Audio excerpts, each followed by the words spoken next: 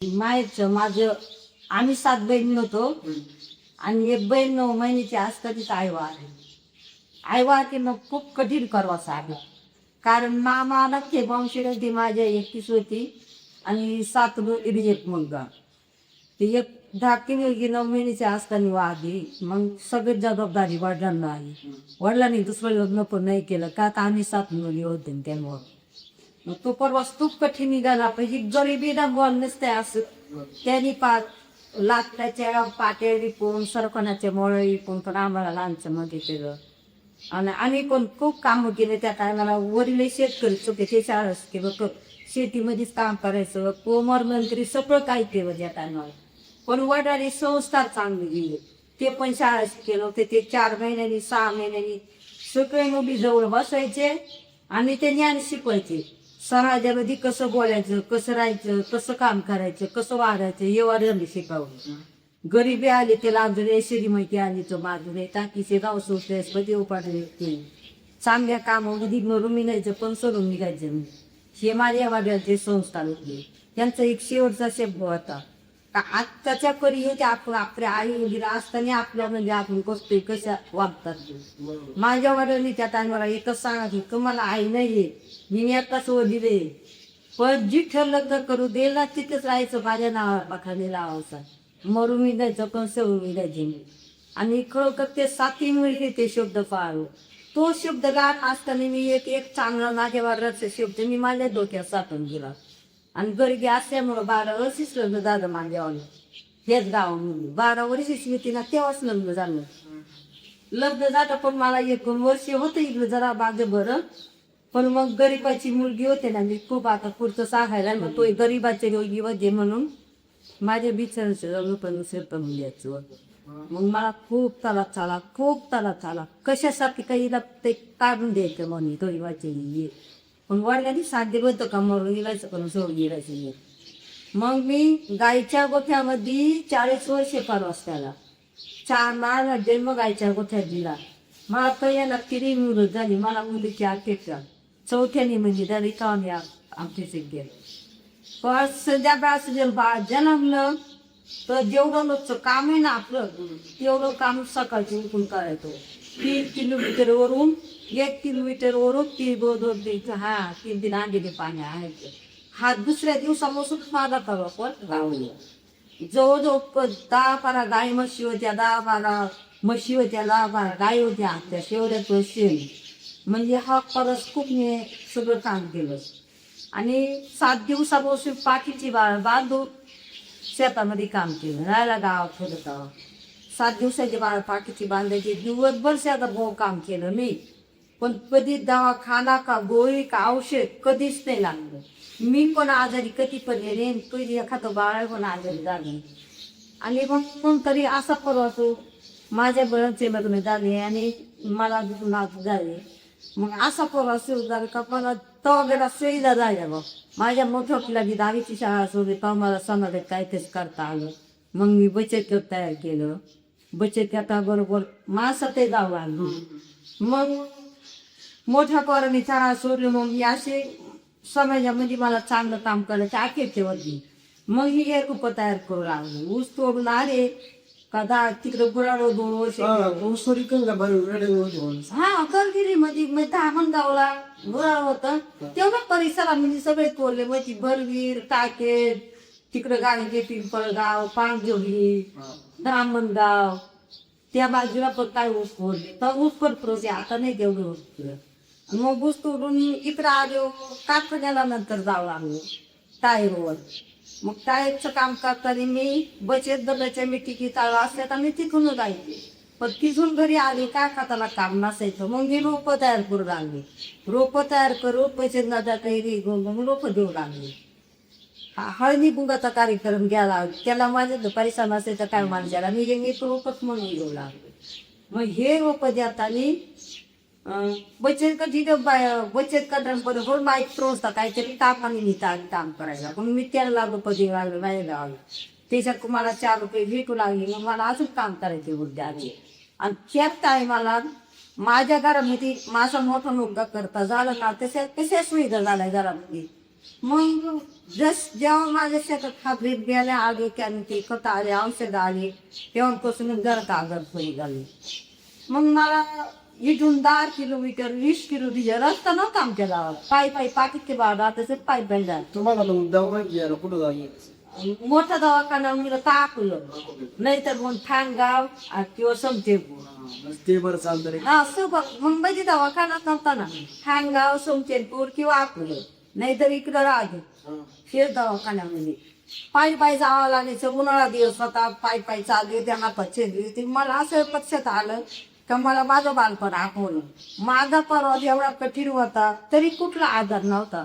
आणि आता घरामध्ये सुविधा झाल्या आता कसं एक बरोबर अन्न भेटत आहे का आला म्हणजे आजार घरात का आले कसे सुरू झाले हा विचार मागू त्याला. आणि मग मी विचार करत आले का हे आजार आपण शोधले पाहिजे कोणी आता ते. दुसऱ्या दिवशी सकाळी उठले माझ्या शेतीत फिरले शेजारची शेती सायली आणि इथं खाली अंगात झाले त्या बांधव बसले. त्या बांधव बसून मी असा विचार केला का आपल्या शेतीत आपण पहिलं कोणतं रिपेअर कसं आता कोणतं शेवते पहिले कोणते पिकं होते आता कोणते पिकं घेते. पहिले शेतीला रासायनिक म्हणजे काही माहीतच नव्हतं. आता किती प्रकारचे खतं देतो किती प्रकारचे त्याला फवारे मारतो हा विचार केला ना त्या बांधव. आणि तिथं माझ्या शेताला हे केमिकल खतांमुळं औषधांमुळं आणि हा ब्रेक खाण्यामुळं ते घरामध्ये आजार सुरू झाली. मग मी ठरवलं मी हे वाजा घातलं बंद करायचं. संध्याकाळी आम्ही गरीब कुटुंब बसवलं म्हणले तुम्ही ज्याचा ब्रीज बेन आणतात हे अजिबात आणायचं नाही. हे आपलं जुनं पारंपरिक आहे हेच करायचं हेच पेरायचं हेच खायचं. खतं औषधं फवारे सगळे बंद करायचं. मला माझे मुलंच मला वाईट बोलू लागले. आई तुझ्या डोक्यात काही खरवतं नाही ना त्याला तुला हे कोणी सांगितलं कोणी शिकवलं. लोक नवीन आता नवीन करतात कोणच का जुनं करतं जुनं कोण करतंय आता सगळे लोक नव्याकडे वळले. मग खूप ऐक होते. मग मला त्याचा खूप राग आला. मी एक शब्द वापरला नाही ऐकते ना तर आजपासून मी घरात काहीच वाजणार नाही सगळं काही तुम्ही वाजायचं. मी 8 दिवस खरं ना गोप बसेल पण 4 दिवसाच्या आत नाला एक ना तो आजारी झाला. मी त्याच्या दुर्लक्ष केलं. त्याच्या आईवडिलांनी इथं याला एक दिवस दवाखान्यात त्याच्या आपल्याच 5 दिवस आरोग्य केला. संगमनेरला 4 दिवस होता आणि मला तर बघा सुद्धा नाही गेले त्याला. पण संगमनेरला इथं 5 दिवस होता तिकडं 2 दिवस होता ना. मग तिसऱ्या दिवशी मी संगमनेरला बघायला गेले तर त्या बाळाची जगायची पण शक्यता नव्हती. मला वाईट लागलं का हा माझा राग मलाच चाले आला म्हणून. आणि ते बाळ एखाद वेळेस मी घरातच ते केलं असतं.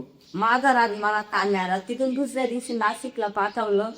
नाशिकला 2 दिवस होतं पण असं नाशिकला तर ठीक परत आला की 1 रुपया सुद्धा दवाखान्याला राहायला नाही देऊ. सगळा पैसा इथे गेला. आणि मग नाशिकला एवढंच कोण नव्हतं 1 वाटीन बोनस मध्ये करायला म्हणजे हे सोनं एवढंच नाशिक मध्ये निवडलं. तिथून आम्हालाच करून ते वरपान मुंबईला न्यायला आम्ही केमच्या दवाखान्यात. मग तिथे गेलो मला नातेवाईकांनी मदत केली. काही जे लोक आपल्या ओळखीचे नव्हते त्यांनी पण मला मदत केली. आणि मग पण 1.5 महिना दवाखान्यात मग 3 लाख बसायला लागले का. हा परिणाम माझ्या स्वतःच्या घरात घडला. घरी आली पिकाची शेती घाल किंवा लागले आवताचे बैल विकले म्हशी विकल्या सोऱ्या सगळं काय विकल्या गेलं. तेव्हापासून मग हा परिणाम घरात घडलो. मग इथं पुढं माझं कुटुंब मी सांगितलं सांगायला. मग मी काही बी माझ्याकडे होतं आणि काही नव्हतं. मी कोणाकडून 1 बी आणली कोणाकडून 2 आणली कोणाकडून उरले धान्य आणले ना त्याचा वागवा करून सेंद्रिय पद्धतीला करून खावं लागले तर माझ्या गावकडे आजार हळूहळू कमी झाले. मग हे की नातेवाईकांना सांगायचे बचत गटाला सांगायचे पण मला विधीच कोणायचे चांगलं कोणीच म्हणावं. तिला काहीतरी वेळ लागले ती काहीतरी बोलली ती बाई चोरता इथं काम करा आली. आणि मग मी त्यांच्या मागत रोकं देऊ लागले. हे रोकं तयार करू बचत गटाला घेत होते पहिले मग त्यांना द्यायला आलं. त्या रोपाने मी तर ओळखते मी पाऊस पडून गेला तर थोडं बी बांधतो घरच्या पुरतं. आणि अशी एक कोपरी मधली होती जवळ त्याच्यामध्येच 100 बांधा बरं का. आणि मी कोपरी घेऊन आकाला तात झाला असा रस्ता होता तेव्हा. हा आणि घर त्या बाजूलाच होतं इकडं काहीच नव्हतं. मी चाले होते त्या बघांची गाडी आली तिथं करायला गाडी उभी केली. मग मी पत्र पण मागितले दारा पोखरी ठुलं लागले गोळ्या देण्याच्या संगे पाईप शिवते का? हा पाईप शोज त्यांनी. ते म्हणे मावशी कुठेच आले एवढी गथुडी बांधतो तर म्हणजे पाऊस पडलाय 47 शेतामध्ये बिला. ते म्हणे कशाचे आम्हाला नाव सांगा ना. मी म्हणे एवढं कुठे तुम्हाला नावा सांगू, सहज म्हणे एवढं कुठे तुम्हाला नावा सांगू.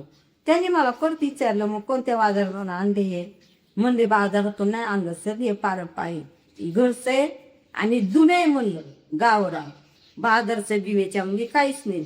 मग त्यांनी मला म्हणता लोक नवीन आणताय नवीन करताय की का मावशी हे घरचं तेवढं. मग मी आता तुम्हाला सांगितलं ना, हा अनुभव त्यांना सांगितला. ते गेले तिसऱ्या दिवशी परत आले तेव्हा मी असं राखीतून बिचाळत होते. मावशी हे काय करता म्हणजे हे राखेमध्ये तुला याला किडा लागत नाही, भोगा लागत नाही मातीच्या मडक्यामध्ये. आणि शेणा मातीने पॅक केलं तर पेरणीसाठी लावणीसाठी आपल्याला 3 वर्ष चालतो. आणि खाण्यासाठी हे 10 वर्ष असलं ना तरी याला काय होत नाही. मग ते म्हणे मावशी काही एवढं ज्ञान आहे ते जगा समोर द्या पाहिजे. पागेर तालुक्याचे साधी साहेब साठी म्हणून त्यांनी मला खूप मदत केली. त्यांच्या मार्गदर्शनाने एवढं जगा सांगे. बाय पण नाव करा. हो बाई पण मग आता आपण हे सुद्धा आपले सुद्धा लोक म्हणतात गावठीला उत्पन्न नाही, गावठीला पीक नाही. माझ्या शेतामध्ये आधी एका काडीला किती फुटवा होते, नाही ती भाताची वरेची एका काडीला किती फुट होते. हे बचत गटाला शेतकऱ्यांना ना शेतात करून दाखवले. एका बीकपासून किती बी तयार होते, एका दाण्यापासून किती दाणे तयार होतात. मी एक काडीचं बी घालून आणि शेणखत हे वापरून आणि जागोटी गायचे गोडचे वापरे. एका बीला 5 किलो बी काढ होतं टाकीचे घरची भाजी खाऊन 5 किलो बी काढ. मग हे मी सगळं शेतकऱ्यांना बचत गटाला माझ्या चेकअप करून दाखवलं आणि तिथून पुढे हे काम होत होत जगासमोर गेलं. आता तुम्हाला का पद्मश्री पुरस्कार मिळालं म्हणजे तुम्ही भारतात प्रसिद्ध झाले खूप. पण त्याच्या पुढे जाऊन जगामध्ये 100 ज्या पॉवरफुल सेवा किंवा ज्या ताकदवर सेवा त्याच्यामध्ये तुमचं नाव वगैरे झालं. कारण आपण तालुक्यासाठीच नाही का आम्ही लोक तालुक्यात हा आपल्या परिसरासाठी फार मोठी गोष्ट. हो तुझं नाव जगामध्ये पोहोचली. जगामध्ये पोचलंय. जगात दखल घ्यायची म्हणजे आज गरज आहे सेंद्रिय शेती. नाही सेंद्रिय शेती मी लोकांना कळकळीची विनंती करून सांगते. आता जरी एवढं पद्मश्री म्हणते पद्मश्री एवढं तर परवास निघाले आणि अजूनही परवास पड करायचे का मला ती एवढे माझी परिस्थिती नव्हती चाळाची बोयला काही मोकरं लागा. आज ते घरी ते शेतीत करताय आणि शेतीमध्ये काही वरच्या पावसावर पिकत तेवढंच आपलं. आता नाच शिकवलेच नाही, एकाची बेस आले काय दोघांचा आयट्या झालाय. पण सगळं तू बघर इथे मग हे गावठी आता गावठीची आपल्याला गरज आहे. पण मी पैसा म्हणून काम केलं, फायदा तू नाही एक समाजसेवा म्हणून गेली. आणि आता माझ्या इकडे जे शेतीला बोल दिली पण मी सगळं तिच्यामध्ये बेस बी घेते. ते बियातून 4 रुपये विकून त्याच्यावर मी कुटुंब चालले. आणि मी लोकांना आता बरोबर येणार म्हणजे आज मी शाळा शिकेल पण मोठमोठ्या कॉलेजवर जाते, मोठमोठ्या पुस्तकात करतो ते बरोबर जाते. मला पहिला इथं घरातून बचत गटातून दुकानावाल्यांतून कंपनीवाल्यांतून कृषी सेवकांकडून मला विरोध झाला. काय करायला काहीच ऐकत त्यामुळे ती कवा शिकलेली आहे एवढी आपण शिकलोय, आपलं संशोधन झाले, आपल्या डिग्र्या झाल्या. पण मी खंबीरपणे म्हणलं तुम्ही किती आज ना पाहिजे माझं पण तुमच्या डिंग्यात इकडंच कधी ना कधी वाढवा. विशेष आता मोठमोठ्या गुरुवाला बोलवतात आणि मोठमोठ्या कृषी विद्यार्थ्यांद्रो मला बोलवतात. आणि आता BS आर्मीची मुलं माझ्याकडे शिकायला ठेवणार आम्ही मोठमोठ्या कॉलेज ओपन बोलतात. तर मी एवढेच कळकळीची विनंती करून सांगते हे गाव किती नाही हे जुनं ते सोने भाऊ बरोबर हे आपण वाचवलंच पाहिजे आणि आपण जपलं पाहिजे. हे जर तुम्ही आम्ही केलं तरच पुढच्या पिढीला काही माहीत होणार आहे, शिल्लक राहणार आहे. नाही तर पुढच्या पिढीला काही शिल्लक राहत नाही.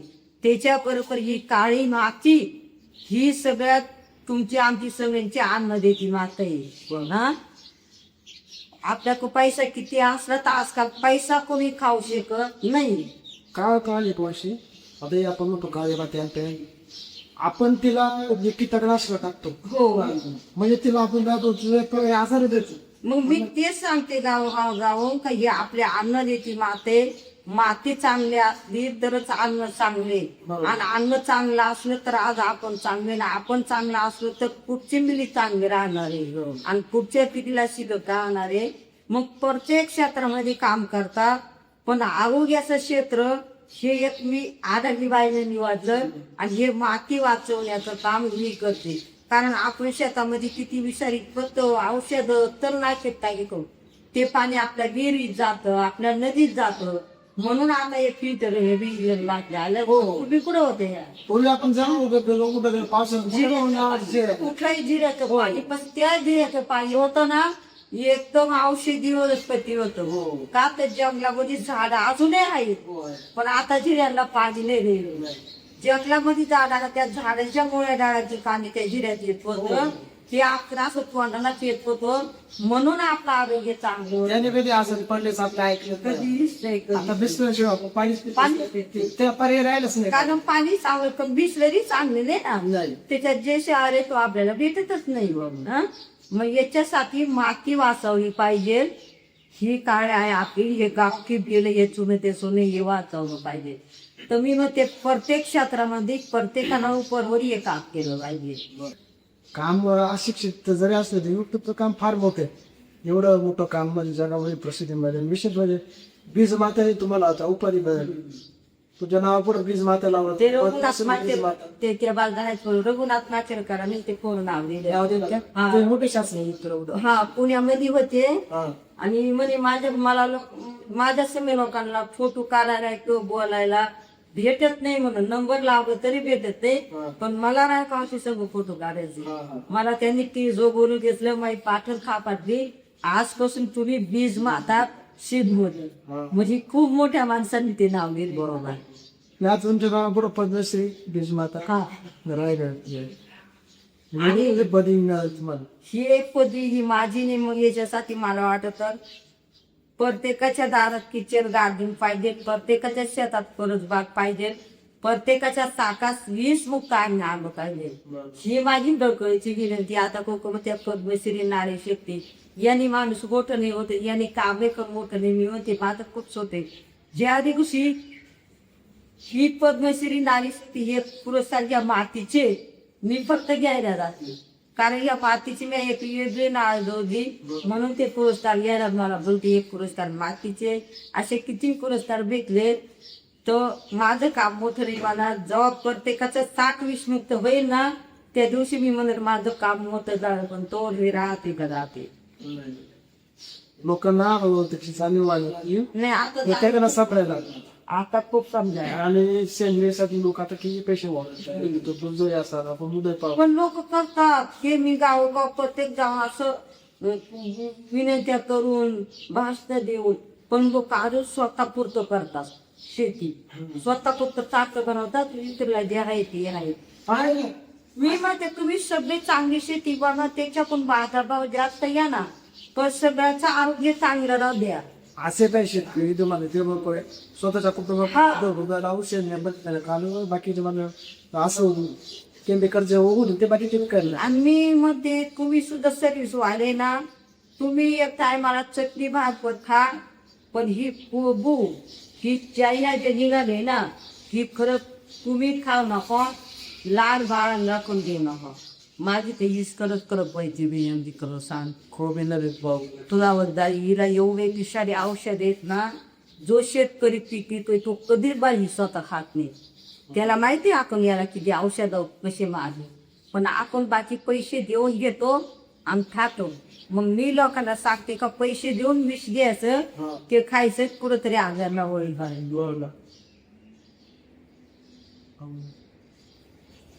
माझ तुम्हाला फार अनुभव बरेच लोक माझी इच्छा होती 5व्या साहेब त्याला आपल्याला आपण नाही आता त्या तारखेला माझ्याकडे कोणच नाही आलं भेटायला आम्ही आता एवढ्या 6 तारखेपर्यंत एक कार्यक्रम नाही मी घेतला परवाच्या दिवशी भीती डोळ्याला होती हा तिथं लग्न होतं पण ते लग्न नाही केलं मी एकच कार्य करते पूर्ण नाही केलं लग्न एक ठिकाणी लग्न एक ठिकाणी हळद एका टायमाला साखरपुडा आज तिथे हळद गेले सकाळचे गेले दुपारी गेले संध्याकाळी हळद केली दुसऱ्या दिवशी सकाळचे निघून आले इथे एक बेला ते लग्न होते ते एकदाच लग्न केलं आणि संध्याकाळी थाळ आता आज माझ्या म्हणजे आमच्या गावभोवतीमध्ये एक आमच्या घरातलंच आहे सगळ्यात चुलत स्वप्नेच्या पोराचे लग्न आणि हे म्हणजे गावातलेच दोन्ही पण एक शेत करायला गेले ना वाणीलं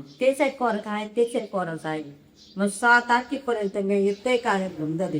बरं आता काय म्हणते नाट्य बोलते होतं प्रत्येकानं अपेक्षा राहणार तुम्ही आली पाहिजे होतं. लोकांचं काय ती एवढ्या मोठ्या समी जातीची पैसे विषय घ्यायचं करायची जाती आणि आपल्या येत नाही. मग ते पैसे राहू दे इथून मला बाय रोज एक तारीख आहे, रोज एक तारीख आहे. पण जे लोक गाडी जाणे सोय जोतील ना तिथे जायचं नाही तर भाऊ मला नाही येते माझ्याकडे गाडी नाही येऊन. तुमची सरकारकडून काय अपेक्षा म्हणजे काही केलं पाहिजे असं? अरे बाबा सरकार गज अपेक्षा आहे पण सरकार काहीच अपेक्षा नाही पुरत. मी माझ्यासाठी देत आहे मागे हे पैसे घरी एका 12 वर्ष एका झोपेत काम केलं आणि हे बी सोडूनही दिलं असतं. पुण्यामध्ये असेच बोलले पुरस्काराबद्दल का जे बीची वेळा जागा नाही लोक म्हणे इथे भेटला तिथे भेटला. मी तर घरात आम्ही जीवला तर ते दुसऱ्या दिवशी खाली उद्र बांधले वाटलं का फुटलं का मी फेकून द्यायची. मग असेच म्हणले हे समाजात जर ते काम सुरू केले माग पैसे असते मी शेर तरी बांधले असतात तेव्हा मी घरकुल मागत ते मला घरकुल सुद्धा दिलं देत. मग जे अशी बोलायचे हे काम करावं का सोडावं म्हणे चंद्रकांत दादा होते ते.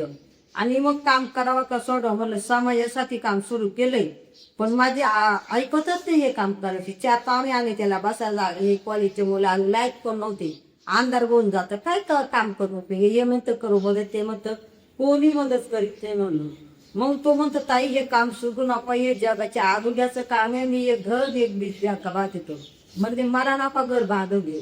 पण माझ्या आलेल्या पाहुण्यांना आलेल्या विद्यार्थ्यांना आणि एक बिनशिवाय जर मला बांधून दिलं ना तर मी तुमचे उपकार जे भर नाही विचारणार. त्यांनी 1 महिन्यामध्ये एवढं घर बांधून दिलं ना आजही त्यांनी बहिणीचं नातं लावली हा आजही बहिणीचं नातं लावलंय. प्रत्येक रस्त्याबद्दल जाऊ पाहिजे त्या जातील ना तेव्हा ती काशी वाटते. आता या वर्षी मुंबईला होते पाहिजे तर मला रक्षाबंधनच्या दिवशी संध्याकाळी 8 वाजता का 9 वाजता गेले पुण्यामध्ये तोड 500 लाठी बांधेल बघते आणि मी लाठी बाजारात घेऊनही बांधील बरं का भाऊ. घरी 4-5 बियाची लाठी बनवायची ती हातात बांधायची ती हातात ठेवायची तर ठेवायची ते परत काम तरी लावायचं. त्या बियाचा येरवाडत कसा लाठी बांधणार तर येरवाडन त्या बियाचा आयुष्य वाढत कसं लाठी बांधणारच आयुष्य वाढत सत्परपणा. आता माझ्याकडे एका माझ्या कुटुंबामध्ये बियाच्याच लाठी आता आणि मी माझ्या भावाला पाहण्याचं त्यांना मी बियाच्या लाख्या बांधते आणि तेव्हा बसून हे बर बाकी दिल्यापासून माझ्याकडं जास्त लोक महिनाभर लाख्या बांधायला का महिनाभर येतात हा बियाची लाठी बांधायला महिनाभर लोक येतात. तुमच्या नावाशी म्हणजे बियाबद्दल आपण पाहिलं तुमची अजून विशेष तुम्हाला पुढे सांगितलं असं का नसेल तुमच्या नाकाठी ही संस्कृती म्हणजे अजूनपर्यंत तुम्हाला बघता कुठे मी फोटो बघितले व्हिडिओ बद्दल कधी पाडला मी कधी मला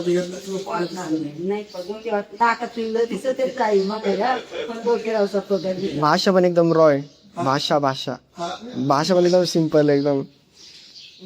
कारण ही संस्कृती जपली म्हणून मी इथपर्यंत गेले. ही संस्कृती जपायचं काम आहे आणि हे जपलीच पाहिजे.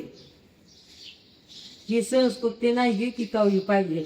ही टिकवली तरच आपली पुढची पिढी चांगली. बरोबर. पण आज आपण काय करतोय मी तर जिथे जाते तिथे लोकांना कळची विनंती आपल्याला निसर्गच पाहिजे नाही का संस्कृती पाहिजे आपल्याला निसर्ग पाहिजे. निसर्गासाठी लोक काम करतात झाडं लावतात झाडं दाबा एकीकडे झाडं लावतात झाडं जगितात आणि एकीकडे जंगल पेटवून जातात.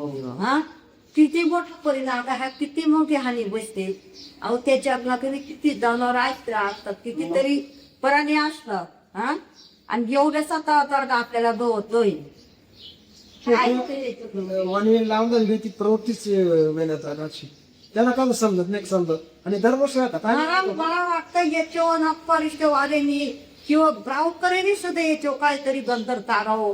जो जंगल पेली ना त्याला शिक्षा दिलीच पाहिजे बरोबर तर दुसऱ्या टायमाला तो शेगात झाड आहे चांगलं समजा आपल्याला माहिती देशी झाड चांगलं इथे एवढं 5-7 वर्ष पूर्ण नष्ट होईल त्याचं बघून त्याचं हिथं त्यांची जर आपण जातो आणि आपल्याला जर आपल्याला ऑक्सिजन घ्यायला आपल्याला निसर्ग पाहिजे आपल्याला काय भेटणार आहे त्याच्याकडून ती जळी राख हे लोकांना कळालं पाहिजे. खरं म्हणलं तर हा मोठी निसर्गाची हानी येईल. नाही त्याचे पण मोबाईल लागलेलं तापमान तर एवढं वाढवायचं. किती तापमान वाढले. लोक म्हणतात बाहेर नका करू घरात बसा, बाहेर नका करू घरात बसा. का घरात बसा? आपणच घरात बसा सांगतो ना. हा? कोणच काय येते आपणच काढणे होते त्याला. आणि हे तर परत मी आता या वर्षामध्ये अजून होते बोलत, पण या वर्षामध्ये प्रत्येक ठिकाणी बोलते का आपण जीवनभर हा वाचवलाच पाहिजे, निसर्ग टिकवलाच पाहिजे. बरोबर. आता ते तळेगाव दाभाड तिथे मी गेले, ते तळेगाव दाभाड कामशेत, ते कामशेत तिकडं ते एका बाबाने डोंगरावर झाडं लावले आणि रोज पाणी घालायला जाते त्या झाडांवर. हा, आणि मग असे आता लोक झाडे बघता काय ठिकाणी इकडे देव राय केले, तिकडे देव राय केले. मी आता प्रत्येक ठिकाणी बरं ते काम लोकांनी सुरू केले. आणि ते आपण काळी लावून त्याला प्रेम देतो, आपण एकदम त्याला दावून बसतो. आणि काय करतात ते दाग लावून हे जे आता खायचे तरी दाग, हे निसर्गाचे दाग आहे. हा, तर परत ते दोघं पेटवतात ना, मला तर अक्षरच मला डोळ्याने बघवत नाही त्याच्यात. ते काही लोकांची चुकीची मानसिकता की जाळल्यानंतर गवत चांगले येतं. नाही नाही, पेटवायचं असलं ना समजा आपली बाग बिन तर आपण पाऊस पडायचा त्याला मला खूप पेटवा, पण सगळे जंगल नाका पेटलो.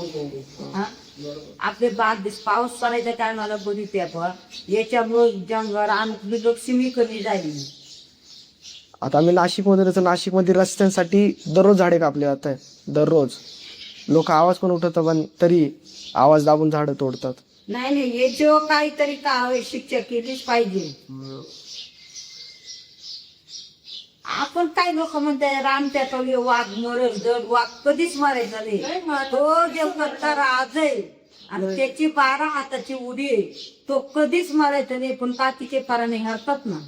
हा, याच काही निसर्गाने साथीला प्रत्येक प्राण्या दुसरा प्राणी ते साठी आम्ही साठी तो करतील ना, तो माणसाला सुद्धा पाठता येईल.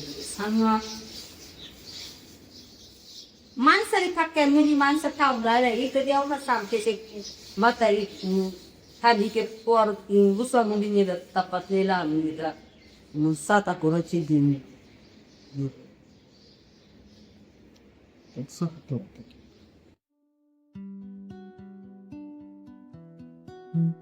हम्म.